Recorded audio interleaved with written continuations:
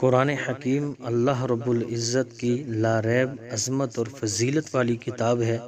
جو اللہ رب العزت نے اپنے پیارے حبیب حضرت محمد مصطفیٰ صلی اللہ تعالی علیہ وآلہ وسلم کے سینہ اطہر پر نازل فرمائی۔ قرآن حکیم الحمد سے لے کر والناس کی سین تک سارے کا سارا معجزہ ہے، چاہے قرآن کے الفاظ کی فصاحت ہو یا قرآن کے الفاظ کے معانی کی بلاغت ہو یا پھر قرآن کا انداز بیاں ہو، سب کا سب معجزہ ہے۔ اور قرآن حکیم پوری دنیا کے انسانوں کے لیے سرچشمہ رشد و ہدایت ہے۔ یاد رکھیں، دنیا کے اندر قرآن حکیم کے اوراق کو جلایا جاتا ہے، قرآن کے اوراق کو پامال کیا جاتا ہے۔ اس کی وجہ کیا ہے؟ تو قرآن حکیم اس کے اسباب کو خود بیان کرتے ہوئے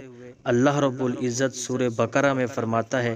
وَإِن كُنتُمْ فِي رَيْبٍ مِّمَّا نَزَّلْنَا عَلَىٰ عَبْدِنَا، کہ اگر تم شک میں مبتلا ہو اس کتاب کے بارے میں جو ہم نے اپنے بندہ خاص پہ اتاری ہے، تو فَأْتُوا بِسُورَةٍ مِّن مِّثْلِهِ، تو قرآن کی مثل ایک چھوٹی سی سورت لے آؤ۔ وَادْعُوا شُهَدَاءَكُم مِّن دُونِ اللَّهِ، اللہ کے علاوہ تمہارے جتنے بھی جاننے والے چاہنے والے ان سب کو ملا لو، ان کنتم صادقین، اگر تم سچے ہو۔ تو قرآن حکیم میں اللہ رب العزت اگلی آیت میں فرماتا ہے فَإِن لَّمْ تَفْعَلُوا وَلَن تَفْعَلُوا، تم قرآن کی مثل نہیں لا سکتے، ہرگز نہیں لا سکتے،